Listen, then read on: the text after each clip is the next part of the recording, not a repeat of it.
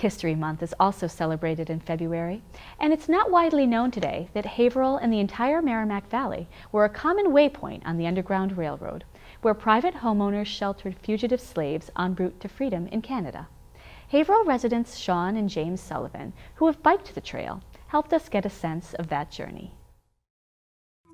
So my son was training for the Emmaus Cycle for Shelter fundraising ride, and my daughter's school had a Harriet Tubman personality come in to talk about the Underground Railroad, and that got me interested in looking up some information about it. And I looked at Underground Railroad stops that are known in Massachusetts, and I found this one in my hometown that I had never noticed in living here for 50 years. Haverhill was a terminal point in Massachusetts for slaves on their way to New Hampshire and then up to Canada. The Underground Railroad, as many people know, was a loosely knit, not well organized system of houses and stops and people who were abolitionists, ex-slaves, or escaped slaves themselves, who were helping the escaped slaves make their way off to someplace like Massachusetts, New England states, other northern states, or Canada. The slaves were moved either on foot or very often taken by the benefactors that they came across, like John Greenleaf Whittier, who was best friends with the fellow who owned this house, the Harmon House here in Haverhill. Haverhill native and poet John Greenleaf Whittier was also an outspoken abolitionist. He conducted large numbers of escaped slaves to the home of his friend David Harmon, a wealthy shoe manufacturer and owner of this home on Summer Street. It is the only surviving confirmed Underground Railroad stop in Haverhill and bears a plaque highlighting its history. A second home in East Haverhill, on Saunders Hill near the Merrimack border, is also known to have served as an Underground Railroad stop. Deacon Daniel Hoyt took in as many as 5 escapees at a time.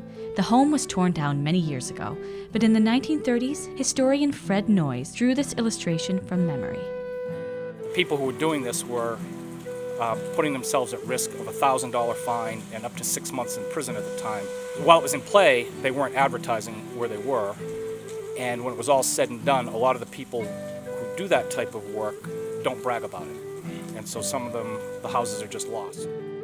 Other stops along the Sullivans' route included the Capon House and adjacent Gould Barn in Topsfield Center, today a museum that contains a small selection of abolitionist memorabilia. The Brocklebank Museum on Main Street in Georgetown, home of Harriet Beecher Stowe's brother Charles Beecher in the 1850s, and the Lemuel Marden House on Route 113 in Groveland, where leg irons were discovered in a secret room many decades after the Civil War.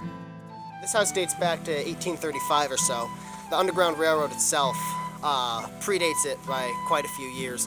The first recorded instance of Massachusetts people helping the slaves escape north was in 1793, and that kept up till the end of the Civil War.